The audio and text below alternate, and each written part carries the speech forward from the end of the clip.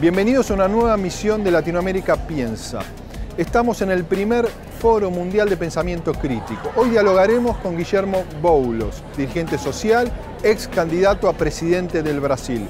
Você tem futuro, meu irmão. É só não desistir nunca. Con Boulos dialogaremos sobre el futuro gobierno de Bolsonaro que genera tanta preocupación en toda la dirigencia progresista y en los movimientos sociales del Brasil.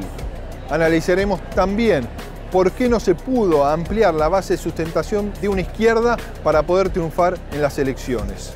Los invitamos a participar de este primer Foro Mundial de Pensamiento Crítico acompañándonos con el hashtag Boulos en A24.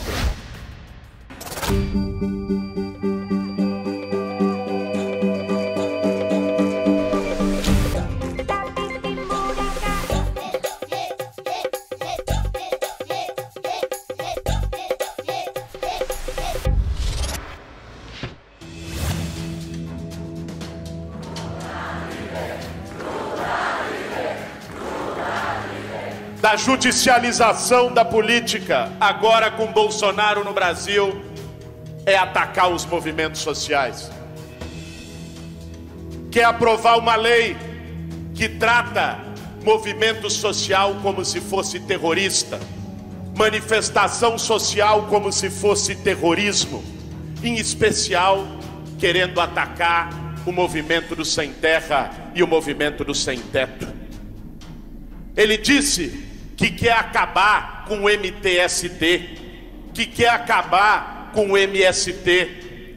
Nós dissemos a ele, e novamente aqui, se ele quer acabar com o MTST, há apenas uma forma: construa 7 milhões de casas a todos os sem-teto do Brasil. Guillermo, un gusto poder charlar contigo en el primer foro de pensamiento crítico que se está haciendo aquí con Claxo en Buenos Aires, poder conversar con vos sobre el presente que transita Brasil, ¿no? Con este neofascismo que va a asumir la presidencia el 1 de enero próximo.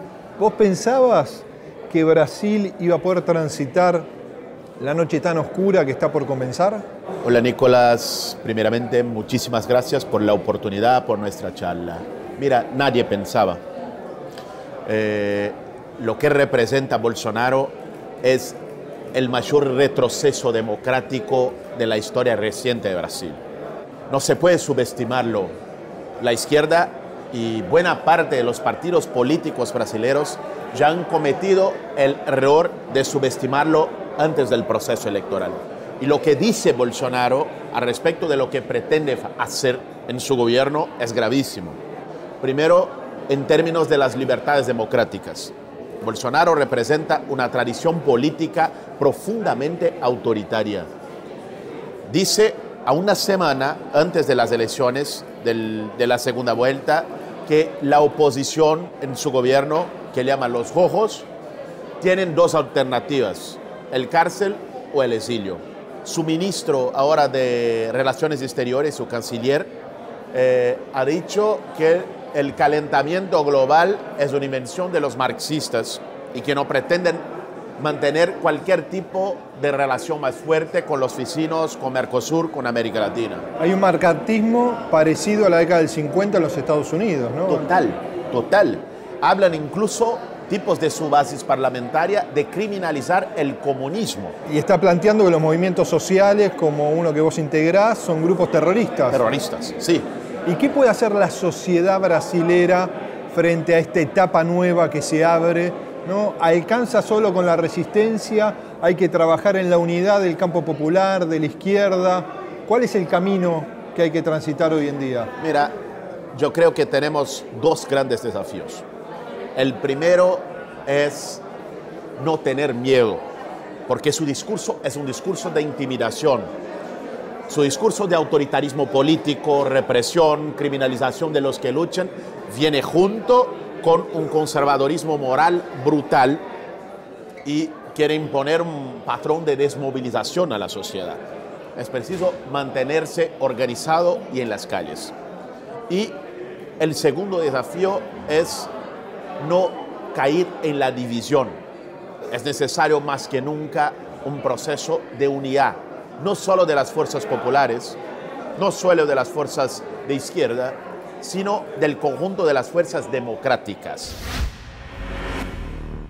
La incapacidad de los gobiernos para proteger a las personas contra la falta de morada y tierra es agravada por la tendencia de criminalización y violencia contra la población en estas condiciones. Aquí todos ganan poco y gastan más de la mitad en arriendo. Así no se puede vivir. En la mitad del mes ya no tienen para comer. Recientes relevamientos de la ocupación Pueblo Sin Miedo desconstruyen los preconceptos de las élites contra los sin techo. Más del 73% de los habitantes son económicamente activos y su renta media no supera los $400. Ellos dicen en la televisión que entregaron casas y eso es una mentira. Queremos nuestra casa. A exactamente 2 décadas de su creación, el mayor movimiento de lucha por la vivienda de Sudamérica expuso su peso en la Plaza Largo da Batata. El movimiento de trabajadores sin techos es mi vida, porque si no fuese por él, no tendría una casa para vivir. Después de la censura contra un show de Caetano Veloso en la ocupación Pueblo Sin Miedo, el artista cantó junto a invitados ante miles de personas que reafirmaron que grupos ultraconservadores y la represión institucional no pasarán. Lo que ellos consiguieron es que el show de Caetano, que iba a ser para 7.000 personas en San Bernardo, se convierta en un show para 30.000 personas en el Largo de la Batata, en la conmemoración de los 20 años del movimiento de trabajadores sin techo. ¿Cómo presentarías, Guillermo, vos lo que es la lucha, lo que simboliza el movimiento de trabajadores sin techo? Mira, eso es muy importante, Nicolás, porque ahora están queriendo poner el movimiento como terrorista. El movimiento de los trabajadores sin techo reúne miles de familias que no tienen vivienda. Familias que ganan como que 900 reales en su salario y dejan 700 en el alquiler, ¿no? Personas que moran en barracos, en situación de riesgo, en situación muy precaria. En Brasil hoy son 7.700.000 familias, casi 30 millones de personas que están en esa situación. Cuando hacen ocupaciones, tomas de tierra, no lo hacen porque quieren, sino porque no tienen otra alternativa. No son terroristas, sino tienen sus derechos sociales negados, son víctimas de la injusticia social. Y que el gobierno de Bolsonaro y el propio Bolsonaro los defina como terrorista implica esto, asustar a este movimiento, generar el miedo para que se desarticule. Mira, la verdad es que hoy tenemos 2 movimientos con mayor fuerza de movilización en Brasil, de fuerza de movilización más organizada, de movimientos más estructurados.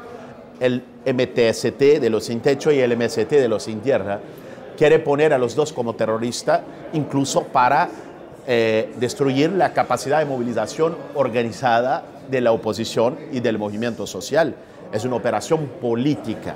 Pepe Mujica, una vez que conversábamos con él, decía que si en Argentina ocurría lo que está ocurriendo en Brasil, donde ponían preso a un dirigente político popular como Lula da Silva, a la Argentina la prendían fuego, ¿no? Que Argentina es un país con una fuerte capacidad de movilización.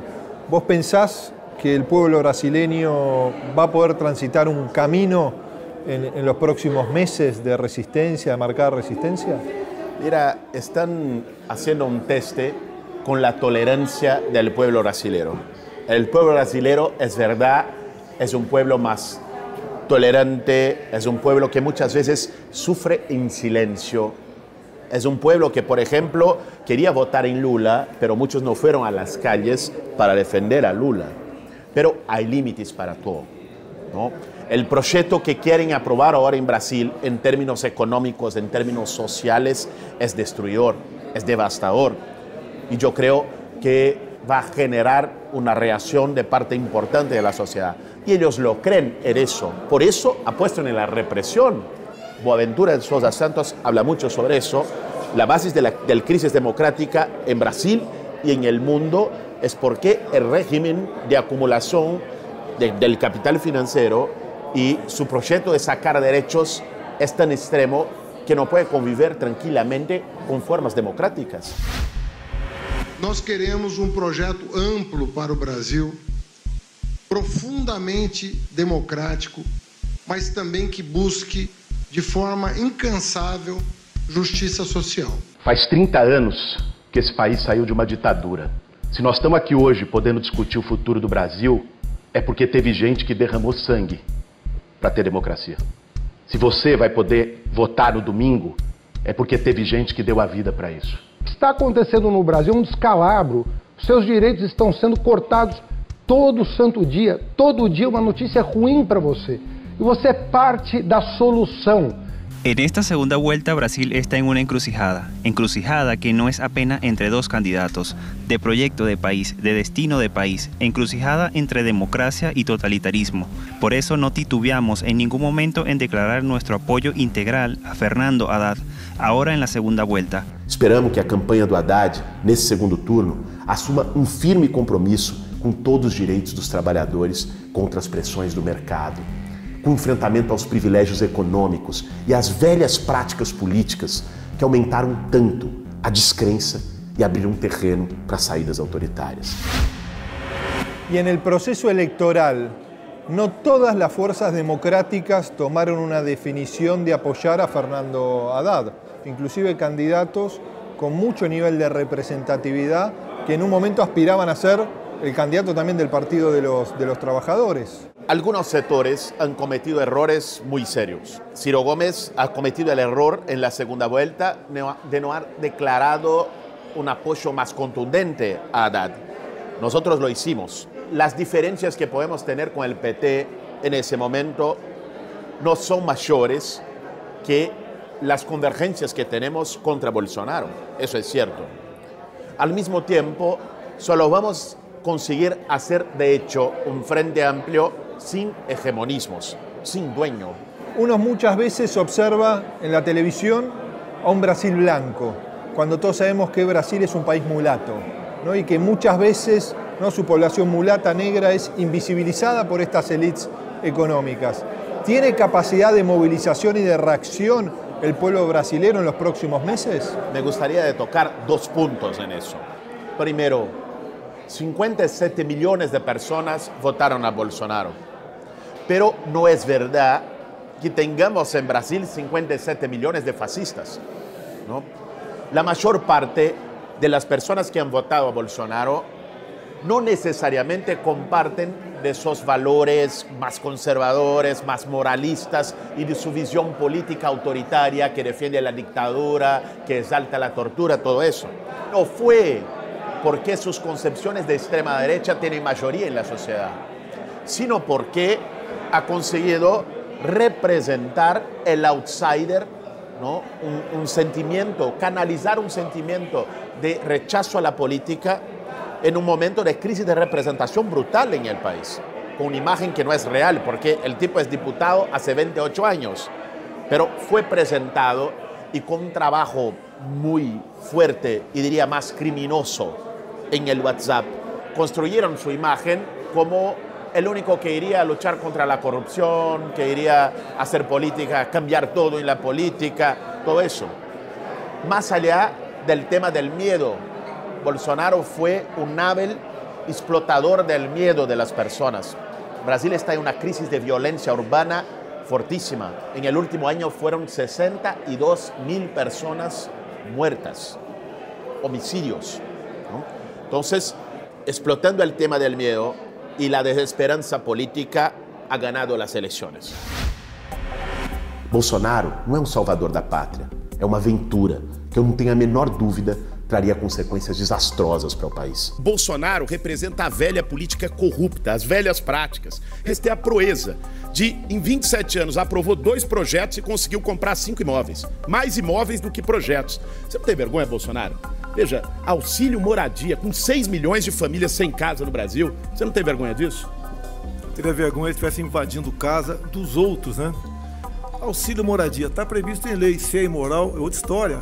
Imoral é você fazer o que você faz. Agora, eu não vim aqui, desculpa, aqui para bater boca com um cidadão desqualificado como esse aí. Obrigado, Boixá. Pode passar para outra pergunta. Ele diz que está do lado do povo. Votou contra a PEC para dar direito para as empregadas domésticas. Votou com o Temer pela reforma trabalhista. Votou com o Temer para congelar gasto social. A nós ele não engana. E nós vamos ter que trabalhar dia e noite para que ele também não engane o povo brasileiro.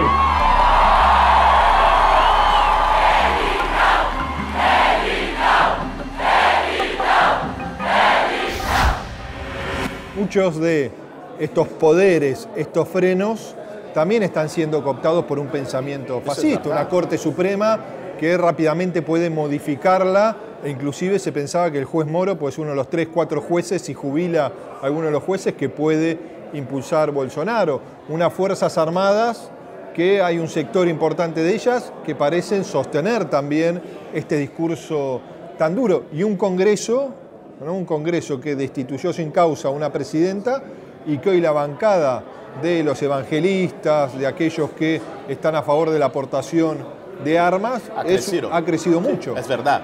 Mira, estos frenos son frágiles, ¿no? Pero son los que tenemos junto con la movilización social y tenemos que apostar.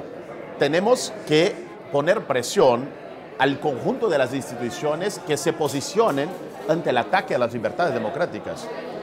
Y hacemos desde la sociedad organizada, desde los movimientos sociales, desde las fuerzas políticas democráticas. Ahora, hay otra cuestión.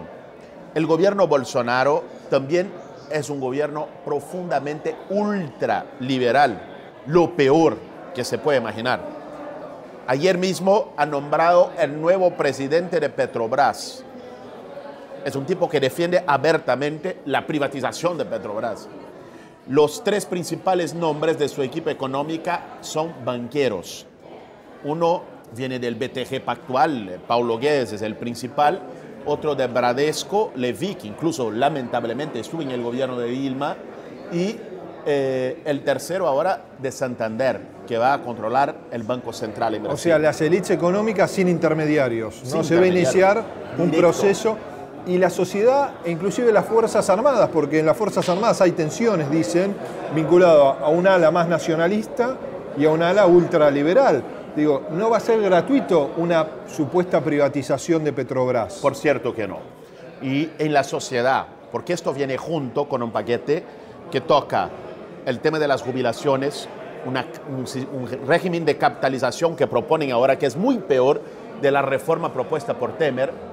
En el tema de los derechos laborales, un profundamiento de la reforma laboral de Temer, que saca todos los derechos prácticamente.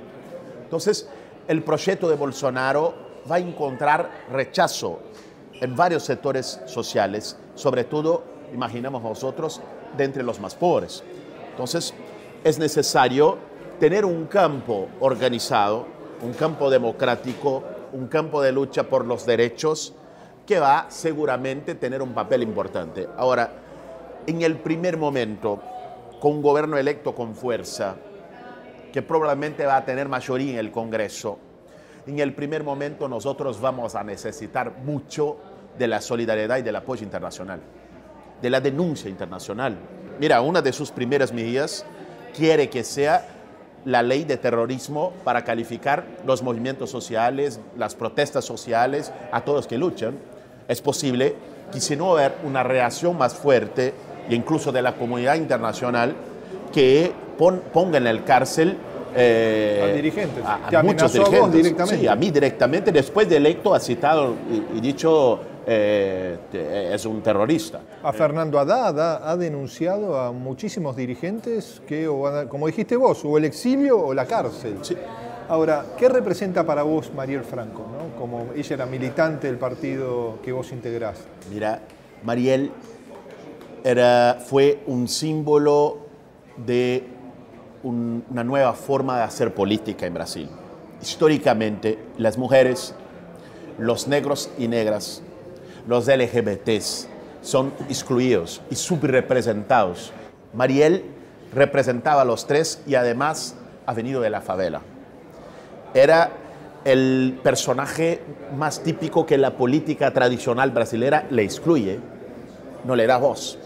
Y Mariel ha conquistado esta voz y fue brutalmente asesinada hace 8 meses, sin que haya hasta ahora ninguna respuesta. Esto es grave porque el episodio de violencia política simbólico contra Mariel y que tuvo una repercusión internacional como un crimen político no se resuelve si no se apunta los culpados, no es una cuestión de venganza, es una cuestión de justicia. Y que no haya impunidad. Y por cierto, porque si hay impunidad, el mensaje que se pasa es un salvoconducto. Se puede todo. Si se hace eso con una concejal, con un caso que ha ganado visibilidad internacional y nada ocurre, bueno, se puede hacer con un indígena, se puede hacer en las villas, se puede hacer con el dirigente sindical, con el sin tierra, con el sin techo, se puede hacer con todo.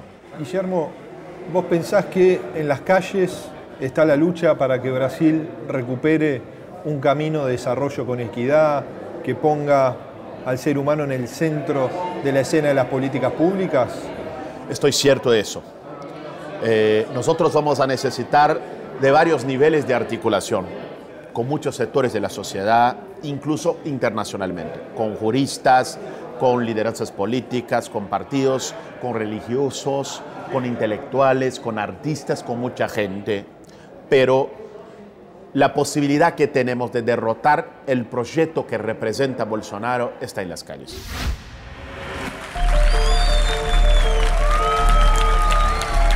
A melhor forma de enfrentar o conservadorismo é não deixando que eles imponham a agenda política do país. Resistindo e colocando as nossas questões no centro da agenda. Nós temos que nos desafiar a fazer uma campanha movimento, com grupos de ação nas universidades, nas escolas, nos bairros desse país. Este sistema político não nos representa.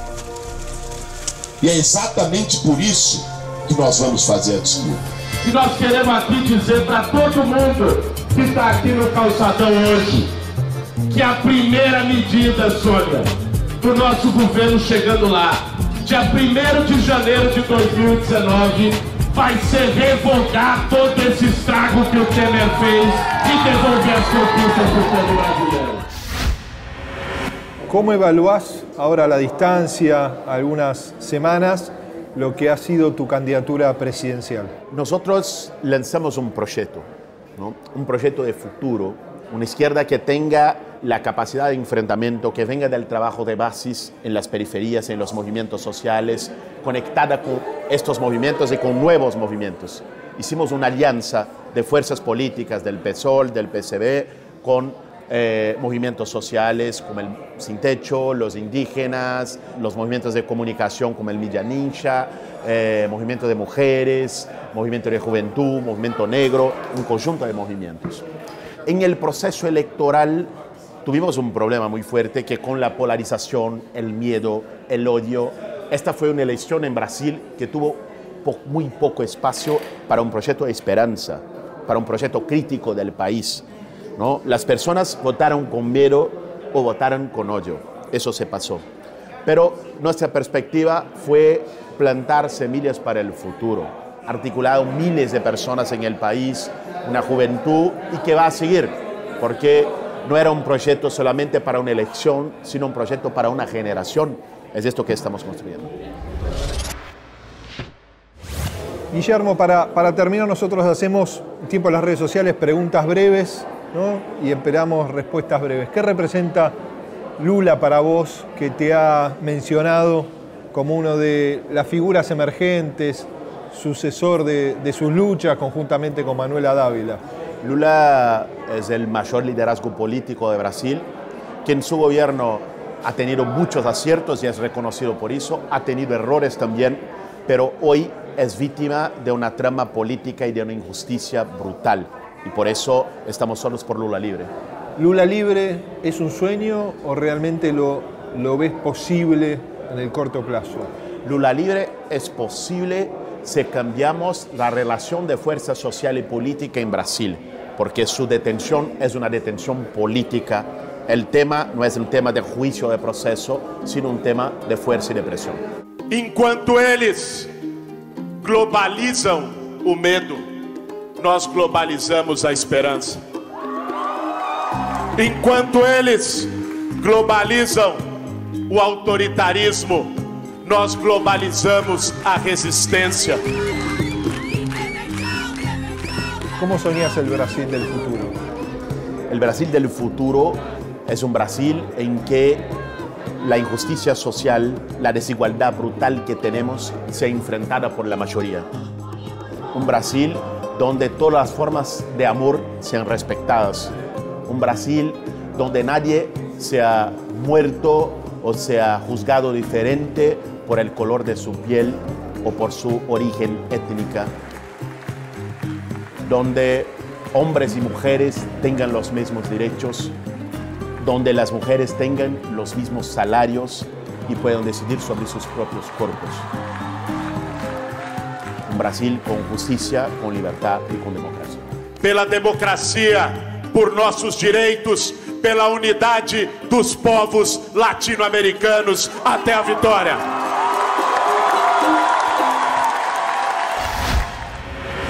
Bueno, muchas gracias, Guillermo. Para terminar, siempre hacemos una foto. Claro. Yo me acerco ahí, una foto juntos. Bueno, gracias, hermanos. Muchísimo gusto. No, gracias a vos. En el próximo programa, en Latinoamérica Piensa, dialogamos con Beatriz Sánchez, periodista, dirigente política de izquierda, ex candidata a presidenta por el Frente Amplio. Con Beatriz analizamos las transformaciones pendientes de un Chile que sigue reclamando justicia social.